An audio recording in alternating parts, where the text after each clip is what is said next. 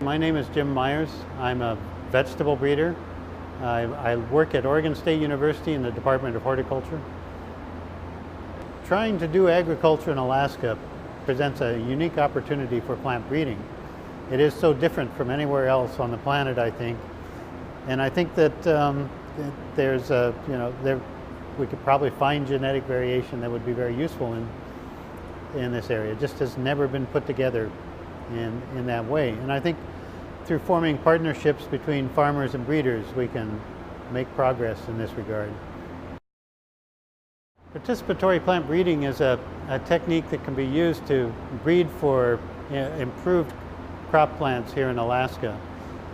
Commercial seed companies generally regard Alaska as a small market, and so they're not specifically breeding for this area. Their material's not necessarily adapted, and so it can be hard for growers to find varieties that will work well for them in these sorts of situations. It's an ideal type of environment to engage farmers and breeders to come together to develop varieties. And this is the idea behind participatory plant breeding. The farmer comes to the table with knowledge of the crops that they want to improve, the traits that are important to them. They have knowledge of the markets, so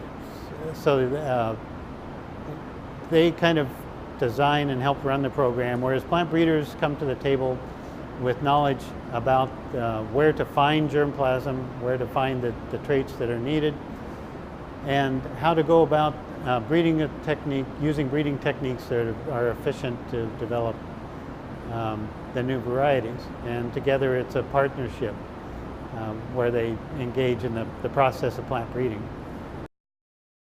The traits that are important in breeding in a participatory plant breeding project are going to vary.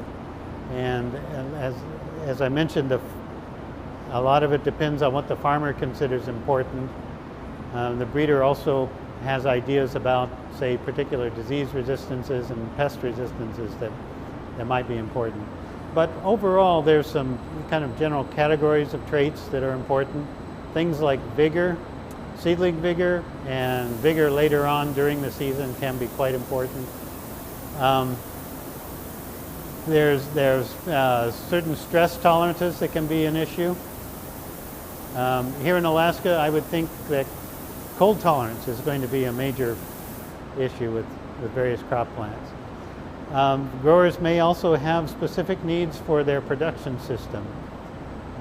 They do things a certain way. Maybe they're in a high tunnel situation or out in the field, and they need adaptation to those sorts of production situations. They also have certain market needs.